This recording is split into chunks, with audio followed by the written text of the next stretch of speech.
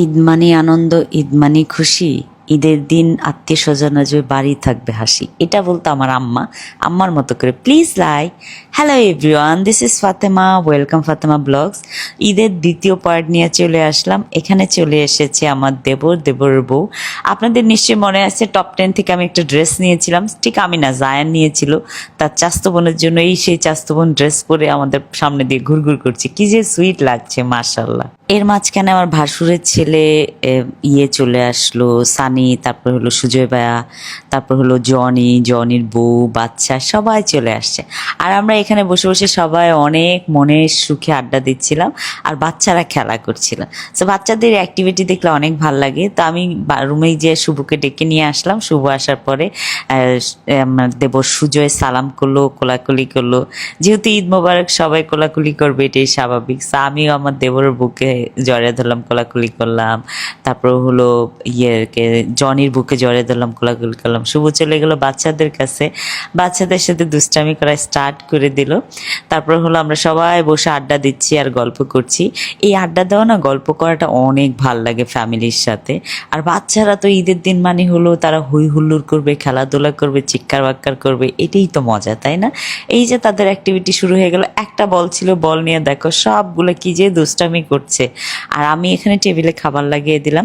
আজকে অনেক আইটেমের খাবার রান্না করেছি। তো সবাইকে আমি টেবিলে ডাকলাম খাওয়ার জন্য। এখানে হলো ছেলে মানুষদের লাইফে মজার মজা, দেখো তারা বসে ঠিকই খাবার খাচ্ছে, অনেক মজা করে খাচ্ছে। আর এখানে আমাদের মায়েদের অবস্থা খুবই খারাপ। কারণ হলো কি, বাচ্চাকে না খাওয়া তো মারা খেতে পারে না। তো এখানে হলো সুজয় ভাইয়ের বউ জাদ্দাবকে খাওয়াচ্ছে, ওখানে হলো জনির বউ তার ছেলেকে খাওয়াচ্ছে নীলকে। যা আমি বলতেছি দেখছো মায়েদের কি কষ্ট। তারপর হলো নীলের খাওয়ার পরে ওরা বসছে খাইতে। এখানে দেখো জনি বউকে একদম আদর করে করে চিংড়ি মাছ উঠিয়ে দিচ্ছে। আমি বলতেছি এরকম জামাই সবার হওয়া উচিত। জনির বউ বলে, চাচি একদম ভুল ধারণা, বাসায় জীবনে টেক কেয়ার করে না, এখানে আপনাদের সামনে দেখাচ্ছে। তারপর আমাদের খাবার দাবার কমপ্লিট হওয়ার পর আমরা সবাই মিলে, ফ্যামিলির সবাই মিলে এখানে পিকচার নিলাম আর আপনাদেরকে ঈদ মোবারক জানাইলাম। আপনারা নিশ্চয়ই আমাদের এই ভিডিওটা দেখেছেন। এটাই হলো আমার পরিবার। তো পরিবারের অনেক মানুষ এখনো বাকি আছে, এখানে বাপের বাড়ির, শ্বশুর বাড়ির সবাই আসছে। তারপর হলো এখন আমি ঈদ সালামি দিব। সবাই খুশির চোটে নাচতেছে যে ঈদ সালামি পাবো, ঈদ সালামি পাবো। আমি বললাম সিরিয়ালে দাঁড়াইতে হবে, ঈদ সালামি পেতে হলে অবশ্যই সিরিয়ালে দাঁড়াইতে হবে, সিরিয়াল ছাড়া হবে না। এখন জায়ান এসে আমাকে সালাম দিচ্ছে, আমি বলছি না এভাবে হবে না, সবাইকে বলো সিরিয়ালে দাঁড়াইতে। তারপরে সিরিয়ালের ফার্স্টে জায়ান ছিল। সো জায়ান হলো এত এত খুশি ঈদ সালামির জন্য। তারপরে হলো জায়ানকে ঈদ সালামি দিলাম, সবাইকে ঈদ সালামি দিলাম। সবাই তো অনেক খুশি ছিল, সবাইকে টাটকা টাকা দিয়েছে। আচ্ছা, এবারকার টাটকা টাকার অনেক ঝামেলা হয়েছিল আনতে যে। তারপরে বাচ্চা বড় ছোট সবাইকে ঈদ সালামি দিয়েছে, সবাই খুশি। আর আমি মনে হয় একমাত্র লাকি পার্সন যে হলো বাপের বাড়ি, শ্বশুর বাড়ির সবাই একসাথে ঈদ করি।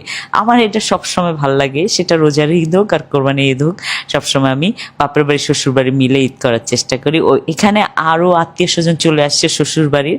তো যেহেতু ড্রয়িং রুমে জায়গা হচ্ছিল না, আমি মাটিতে বসে পড়লাম। এখানে হলো মিনা পুপুর মেয়ে আসছে, স্বপ্না আপা এসে আমাকে জড়িয়ে ধরলো। তারপর পান্না খাল্লাকে মারিয়া মারজান আদর করলো।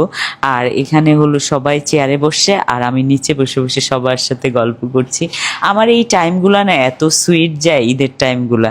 আমার তখন মাঝে মধ্যে আমি আমার বাবা মাকে মিস করি, আমার শাশুড়িকে মিস করি, অনেক অনেক মিস করতেছিলাম শাশুড়ি মাকে, যেহেতু শাশুড়ি মা আমেরিকাতে, সো কিছু করার নাই।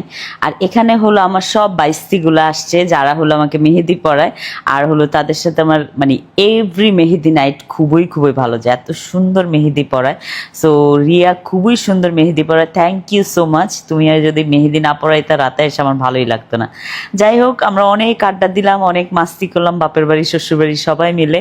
আলহামদুলিল্লাহ, আল্লাহর কাছে শুক্রিয়া যে আমি এরকম সুইট দুইটা পরিবারে আসতে পারছি, একটা আমার বাবার বাড়ি, একটা আমার শ্বশুর বাড়ি। আল্লাহ দুইটা পরিবারে আমার মনে হয় নিজের হাতে আমার জন্য বানিয়ে দিয়েছে। Thank you so much for watching my video. Bye bye, আল্লাহ হাফেজ।